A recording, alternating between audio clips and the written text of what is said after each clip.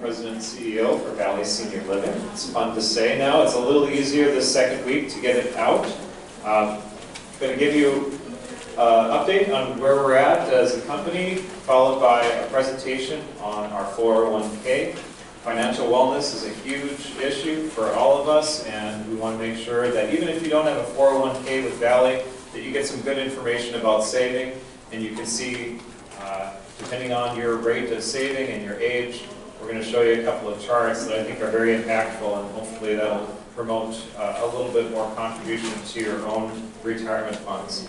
I'm going to give you a pitch from the foundation, and then we are going to take a quick break, about 10 minutes, and then we're going to do evening education for you. So, with that, if you have not been to Valley Senior Living on 42nd before, which is this community, the bathrooms are just down in the hall and to your left. And then we're doing Pinnacle surveys. They're a little different this year, and they're oriented around engagement. So, is that thing on? Mm-hmm. All right. Hi, everybody. Yeah, all right. So, just want to make sure you got it started. Okay. In your packets, you have a whole bunch of documents to sign. There's a face sheet where we get your information. Kathy was very accommodating to work with, and we have added a few more columns to the information that we keep on everybody. And we're starting to keep information on favorites. And you're probably wondering, why are we asking this? Well, we're going to gather this, and then we'll have a report where we can actually put out the names for everybody on the neighborhood and all their favorites. And then we're going to turn it over to the neighborhoods, and you can do with it as you would like. I know we used to take this information as people started, and it would be on a little about me sheet, and then that gets kind of buried in our personnel file, never to be seen again. So now we'll be able to see what really makes Don's day. I'll pick on Don. So what really makes your day? It's like a candy, a snack, a pizza, or whatever. Just something that we can do to try to do nice things for each other. And I think it's a neat way for our direction of our company to start taking the time to enter that information in. So then there's a bunch of code of conducts and HIPAA forms and designated medical provider and all of those others. Please sign and date, and you'll turn those in. There's a couple of other things to turn in. You want to make sure that you fill out that free t-shirt or shirt, whatever you choose. If you didn't know, the foundation bought a shirt for everybody. All the samples are out here. Make sure you turn that in before the end of the day. We are now Valley Senior Living.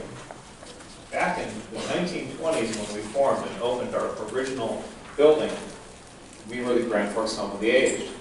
There's a lot of change that's happened. I found this document this weekend as I was trying to get ready for our annual meeting. These were some of the house rules when you lived at the Grand Forks Home of the Aged. The matron rule is kind of what this all says. So, treat the matron with respect, kindly cooperate with the matron. If you can get to meals on your own, please get there on time. There's about 13 rules, and they were kind of fun to find that these are actual rules from the Grand Forks Home of the Aged from back in the 1920s and 30s. Time passed, and we took on the name Valley Memorial Homes. That started in 1959. So, just fast forward 60 years, and we are now Valley Senior Living.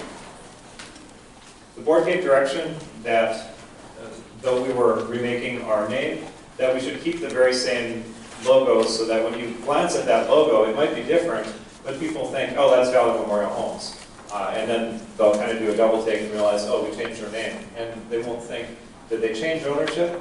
So that's why it's very similar in appearance. And we kept the cross in the V. We just modernized the tree with Valley Senior Living. 20 marketing meetings later, we've got a logo. So just be glad you didn't have to participate in all those meetings. For any of those in this room that did, thank you very much. It was painstaking work to get a great product in there.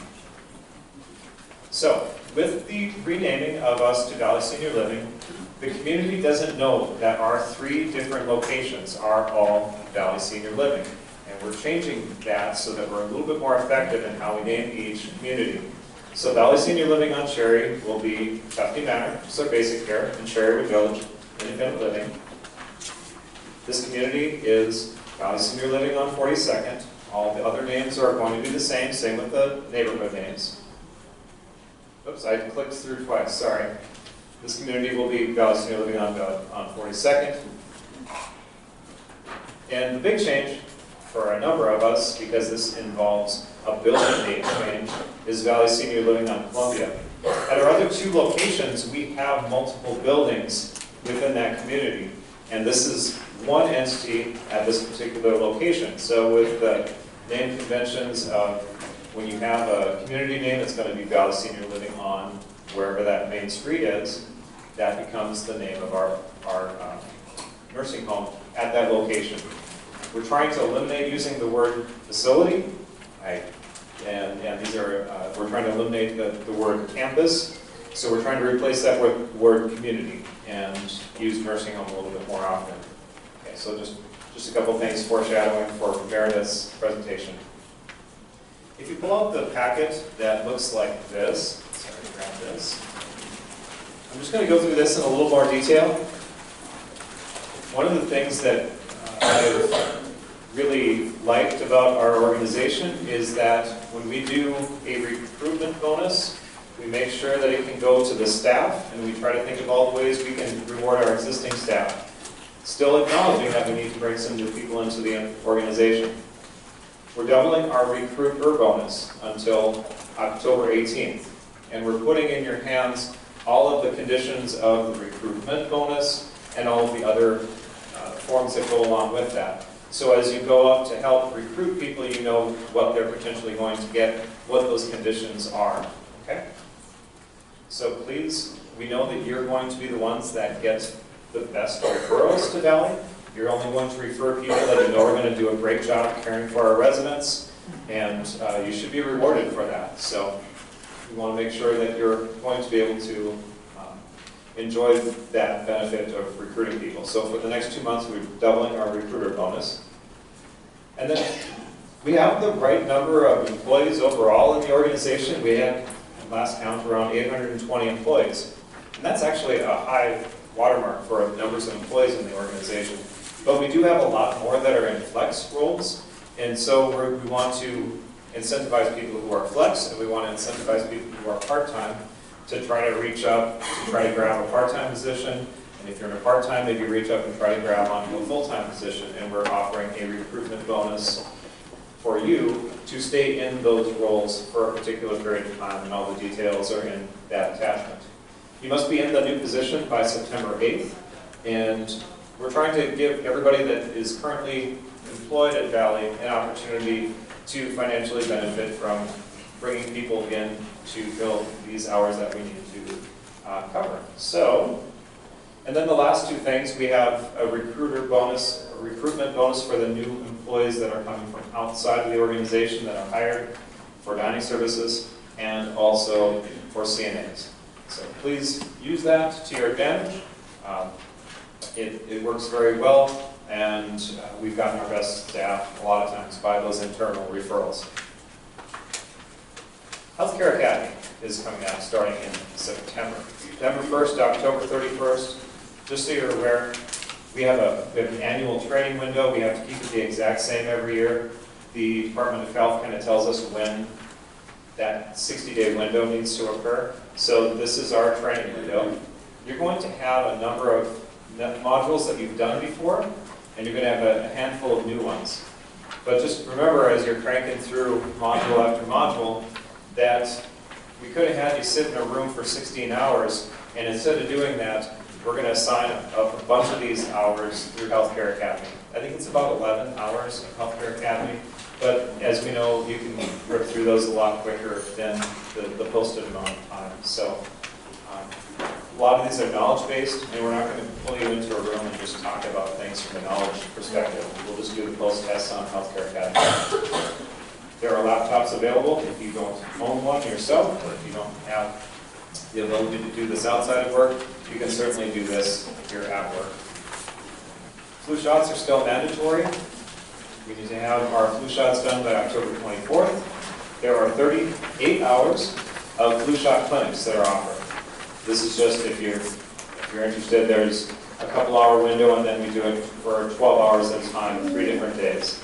So we're really trying to give you every opportunity to come in, get your flu shot. You can pop into any of these times. If you just happen to be busy from 6 to 6, 3 different days, and from 2 to 4 this 4th day, you need to find Kayla or Cara to get your flu shot before October 24th. There is an exception process, and there are always a handful of people who apply for that exception, and you can find that in the personnel policy and procedure manual. Just a few updates financially. We've had a pretty good year, and we're pretty fortunate to have had that type of performance. We've nearly had an income of $1 million this year, about a 2% margin. Cash on hand is important. This is the cash in the bank, so this is kind of that rainy day fund. Our ideal target is 120 days cash on hand, and we're almost at that mark. We've been trying to build towards that for about 15 years. Some updates on each of the communities within Valley. At Tufte, one of the highlights this year was Nancy Larson, who was our Volunteer of the Year for the whole state of North Dakota, accepted her award in Bismarck to give a speech to a room full of about 600 people, and that was pretty awesome. So it was a great honor for Nancy. That community has the highest average census, and we have a little bit of a waiting list there most of the time at Tufte Manor. We typically break even financially in that part of our organization. This year, we have a little bit of a profit, which is nice to see. And wouldn't it be nice to only have a licensure survey once every 5 years? So we didn't have one last year, and most years we don't at Tufte. I would really like once every 5 years, but more power to you at Tufte. Also at Valley on Cherry is Cherrywood Village, and this is a HUD property that is managed by the Housing Authority. We're the owners of it, but HUD is not our expertise, so we contract that out.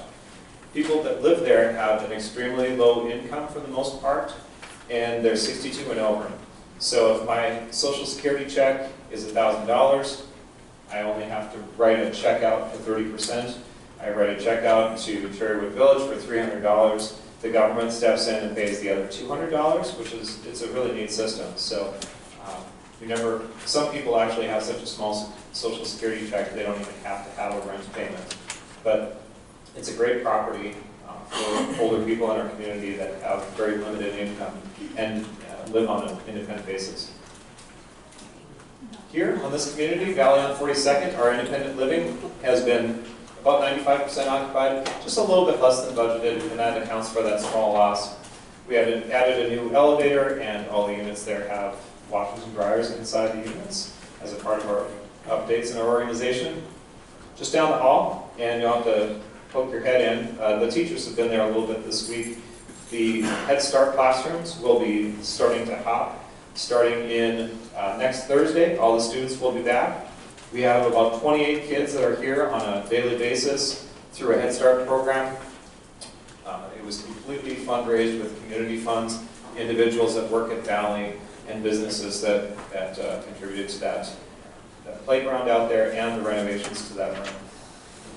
So do check that out on the break if you haven't seen that before. I think last year at this time it was just under construction. Woodside Village had a very nice net income. As you add nursing home beds to an organization and as you occupy those, you have a lot of profit that first year. And then it kind of comes back down. But it's just kind of how our reimbursement is structured. We had a 96% census, which is a little bit above what we expected. We're only the second nursing home in the state to receive a quality award. This is based on good results, and it's based on an application process. And the Malcolm Baldrige Award is in a number of different professions. In healthcare, there's a group of examiners that look at applications, and congratulations to Woodside for being the first in our organization to get that. At Valley on Columbia and Tufte Manor and Wheatland Terrace, we're in the process of applying for that next year. And congratulations on a great licensure survey, only one deficiency. Town Square, you've noticed a lot of differences. This is the Town Square portion. So if you haven't been in this room for a year, a lot of nice new changes, interior-wise to this whole organization. And again, during the break, check out the area down there where we have our new Wheatland Terrace activity area, and then Head Start. A couple of things on Valley and Columbia. Our internal renovations continue. The highlight, I think, this summer is getting those new courtyards in the center, our remodeled courtyards done for our residents. Finally, wrapping up on the north court of that. We've done a lot of work on both the north and south courtyards there. We've gone from 212 beds at Valley and Columbia down to 196, and we sold those beds off to a community out in Bismarck. So the nice benefit is we have no side-by-side semi-private rooms anymore in our entire organization, and every room on the Riverside neighborhood, once we sold those beds, are all private rooms. So that's fantastic. We've had a financial loss because as you also ride down having fewer beds occupied, you end up with a little bit of a loss, and but yet that will turn around this next year. We only had 2 deficiencies on our last health department survey, which is a great improvement on the prior year, and we're learning to deal with fluctuating census. And I say learning because it's an ongoing process. This is a chart showing our admissions and discharges. We're changing this to move-ins, move-outs. Now, you'll see that in any given month we might have 20 more move-ins than we have move-outs, and we might have 20 more move-outs than we have move-ins. Last week, Wednesday, sitting here, we had 183 people living at Valley Elder Care Center, now Valley on Columbia. Now this week, same day, only 6 days later, we have 174 people, or 175 people living in there. So on any given day, especially with transitional care, we can have 3, 4, 5 people move out. And that's a little bit disruptive to operations. We're kind of learning how to deal with that. It works well when the long-term care side is full, and we can kind of tolerate that a little easier. But it's a growing process for us. I appreciate everybody's patience with us as we go up and down in our census over this last few months.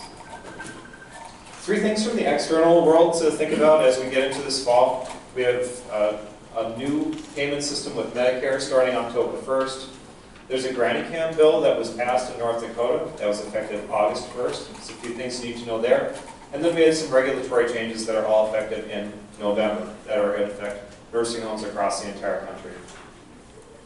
Medicare's overhauled the whole payment system for post-acute care. And what they're doing is they're going to pay you based on the characteristics of the residents you're caring for. So somebody comes in and it's no longer going to be dependent on the amount of therapy that we are providing. We're going to do one assessment, and the government will provide us a rate. And that rate will be based on, and they'll say, okay, we think it's going to cost about this many dollars of PT per day, this many dollars of OT, this many dollars for speech, this many dollars for nursing, and then your non-therapy ancillaries, drugs, that sort of thing. So there's your payment. You know, deal with it as you wish, but you're not going to get any more payment from Medicare. So that's the payment model that we're moving to. Lately, it's all based on the intensity of the therapy. So if we provide more therapy, we're paid more. So it's a big change for a lot of long-term care providers. We are looking forward to this from the perspective of those of you on the IDT team. Have to be very excited about a lot fewer Medicare assessments.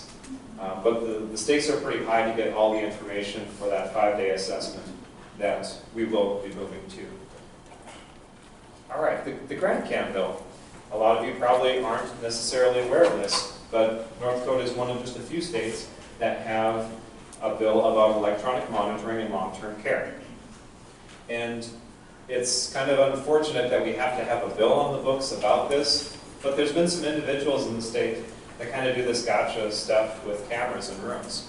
And so the legislature, the ombudsman, realized that for the privacy of the resident and for the rights of the caregivers and for the rights of the people receiving care, everybody should have the parameters of this well stated.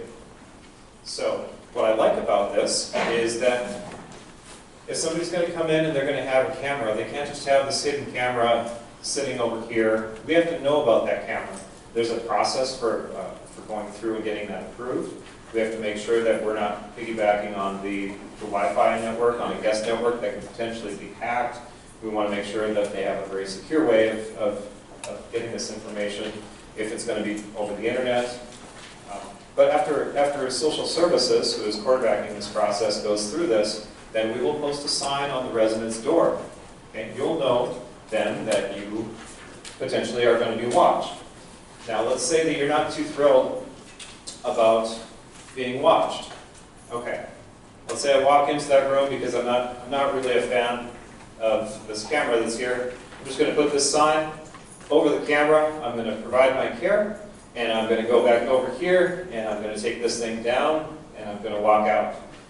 That's a Class B misdemeanor. Okay?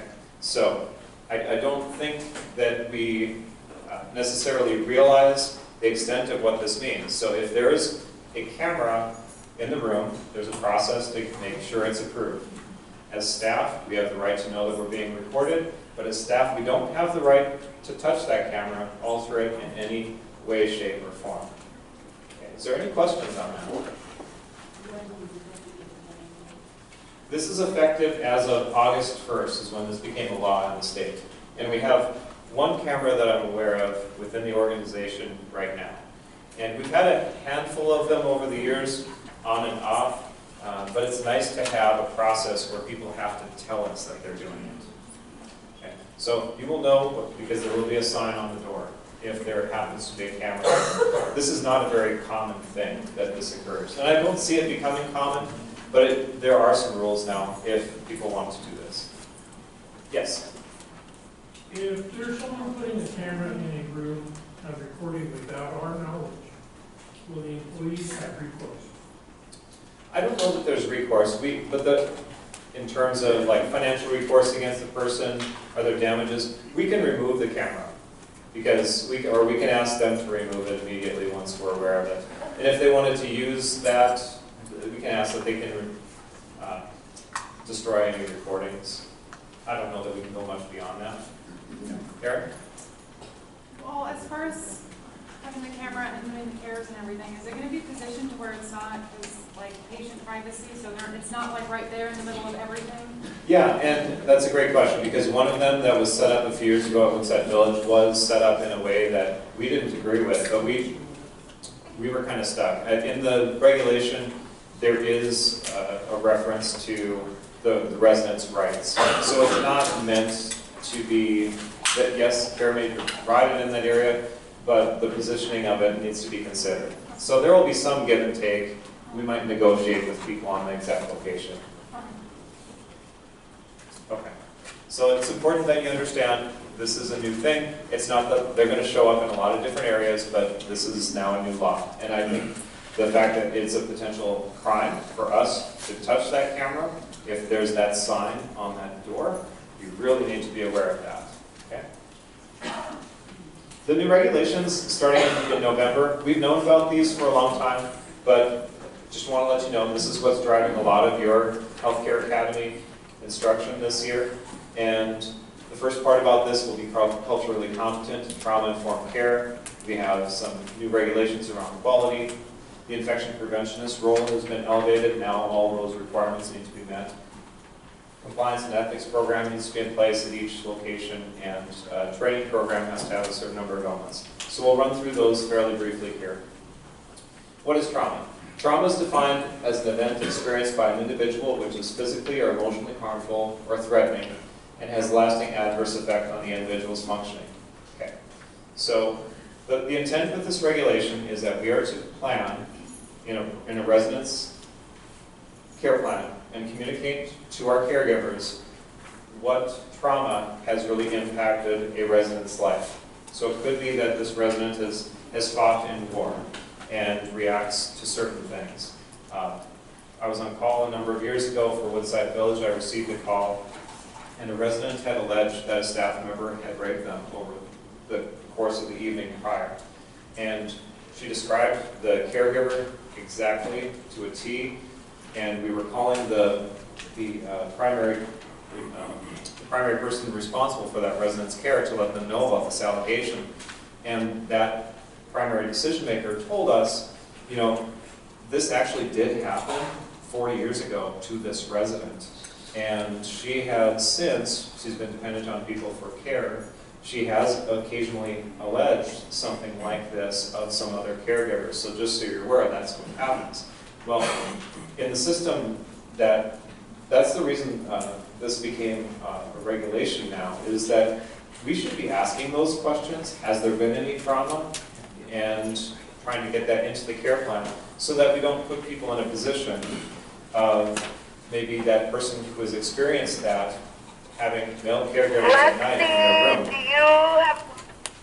So as we're looking at that, we all know that as dementia progresses, their coping mechanisms have deteriorated as well. So they might be reliving trauma that they pushed down a long time ago. So the pressure is on us to care plan for that, and that's trauma-informed care. Cultural competencies kind of describe a lot of things. You'll have a different healthcare module on this. It has to do with our ability to care for people on the basis of their religion, their spirituality. Maybe it's a diet preference based on that. Maybe it's how they choose to experience medications, how they would, in the death and dying process, how they might do that. It also speaks to relationships. It might be questions around sexuality and how well are we culturally competent to care for people. And I have a slide here talking about it means respecting relationships. Now, in the first three things, maybe 30, 40, 50 years ago, these things might have been a bigger issue. Since I grew up, these things weren't much of an issue. They might have been an issue with my grandparents or my great-grandparents, but those aren't really issues today. But there are older same-sex couples, and we do care for people in same-sex relationships, and we have cared for a transgender resident. And maybe you're not aware of that, but I thought Valley Transitions did a fantastic job of respecting somebody's rights who is transgender, and we had cared for this person 2 or 3 times over this last year. The main thing with transgender is that we just refer to people the way they want to be referred to. So it'll say that in the plan of care, it'll say he or she, and that's how we will care for people. I just really applaud us as caregivers for providing this care and just treating a person as a person. So being transgender, having any relationship with the LGBT communities, it shouldn't affect anything in our organization, and we should be culturally competent to provide that care. And I'll also say that we shouldn't be having, a number of these things are pretty normal to us, but we shouldn't be making jokes about transgender or any of sexuality type of jokes. It's really offensive, and it seems to be like one of those last things that people think they can make fun of, and it needs to stop. So just want to say that that's part of being culturally competent as well. Our POPI program, there's higher expectations, and we've been working through an adverse event process within our organization, and I think we try to look at improving processes very nicely throughout the organization. Every place has to have goals for care, quality of life, and resident choice. When we talk about quality of life and resident choice, we're going to come back to some very specific things later on in Meredith's presentation. And I think we've got a leg up on many organizations in terms of having goals around those areas. Cara and Kayla in our buildings are infection preventionists. They've gone through certificate programs for that. They have a base of knowledge. This was a good thing for nursing homes, so that they really expanded the role of the infection preventionists. And I think we do a great job with this area. Corporate compliance just means follow your policies, do the right thing for people. When I do corporate compliance and orientation the last few months, I'm really focusing on the behavior around corporate compliance. And you have to be at a point where even though the person that you're working alongside of is a friend, and you really don't want to disrespect that friendship, if they do something that is contrary to our resident and it doesn't treat people with respect, you have to have the courage to report that. If you can at all, possibly stop it before it becomes an issue, and if you can address it with the charge nurse or something before it's a bigger issue, please do that. Obviously, save somebody from themselves when they're losing that patience. But when we're you have to have the ability to just come forward. And I think that's the main thing with a corporate compliance program. There's just a few things for a handful of people in the organization that I want to share. Now, a number of you in the room are CNAs. We want to make sure that in point-of-click care, your point-of-care charting is as real-time as possible. It's very important from a surveyor standpoint. It's very important from a risk management standpoint. If all the care for somebody is time-stamped at 1:54, and it was the entire day worth of care from 6 o'clock to 8 o'clock to 10 o'clock to noon, and all those things get that time-stamp at 1:54, it's not like the old days where you sit down and do all your charting at the end of the day. You have to get every piece of care documented as quickly as you can after that care is provided, because it has the timestamp of when you go in and do that. Nurses, one of the things we've been focusing on is privacy of conversations between us and providers. We have a new module called Secure Conversations. Dr. Henderson, Erica, and Amaka prefer getting communication through secure conversations. I think that's a really nice step forward in order to address that compliance issue of HIPAA and potentially exposing a resident's name or information through text, as it would happen once in a while in the past.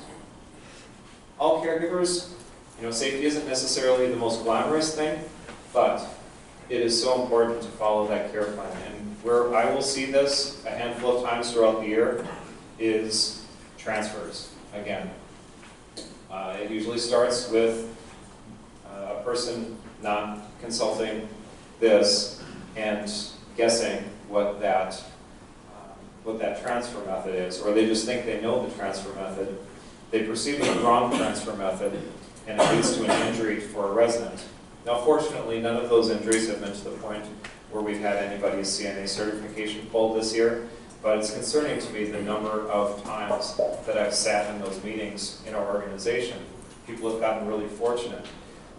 You need to use that iPod to know exactly how a person transfers. And this catches nurses as much as it can catch CNAs, because the nurses aren't in there as often doing that transfer, so if they're the second person, it's happened that we've had an inappropriate transfer in that method too. So you want to make sure that you follow that care plan. A couple of things around competencies. We have a lot of new education. We've really increased the sophistication of that education. You're going to have to do more physical skill demonstration and return demonstration when we have things that are more of a physical skill. If it's more behavioral and we're trying to look for a change in attitude, we might do that face-to-face. And if it's more knowledge-based, we're going to assign it out in Healthcare Academy. So it's not just the fact that we're providing it anymore. There has to be some kind of a written acknowledgement. There has to be a post-test. There has to be somebody who said, I've skills validated you. A good example is transportation. It used to be that we would just train you for the vans. That was good. It was a long time ago. Then we created an annual skills validation where we check you off and we provided this education to you. Well, now it's to the point where all of you who drive the van, you are physically demonstrating all of these skills back to me and I sign you off. And that's the level it always should have been at, but that's the level that the regulation is pushing all of us to go towards. And we're doing a good job moving that forward. Every nursing home has to have these mandatory topics covered, which is why you're going to see a lot of these assigned to you. I think you're doing a lot of these already. And then again, these are all of your sessions with Healthcare Academy that will be assigned. Please knock them out as quickly as you can in September so you're just done with them. There's some good information here. I will highlight the hand-in-hand training. I know you've all done this before, but we've decided as an organization we're going to assign this every other year. The requirement to have education around caring for people. It's very clear in the regulation that we need to have a lot of education around caring for people with dementia. And about 80% of our residents have dementia in our nursing homes. So we have to provide some education around that each year. So that's a little bit of an update on where we're at as an organization, how we're doing internally, a few external things that are going to affect us this fall. Just want to conclude with thank you for your dedication to the residents in whatever role it is that you serve in our organization. We do a great job. We're having financial success, we're having successful surveys, doing great things with our communities, physically rehabbing them. We have wonderful staff that are so dedicated in making a difference in all of our residents' lives. So I just want to thank you for that. And also, I know that occasionally you get calls to work a shift that's outside of your normal time, and you set aside that thing personally that you're going to do so that the residents can be well cared for and you pick up that extra shift. So thank you so much for doing that as well. Okay, with that, I will turn it over to Corey, who I hope he's always in that room, but maybe he's across the hall from us. Corey's from Alaris Financial, and he's going to talk about your 401k plan. All right. He doesn't walk in the next minute.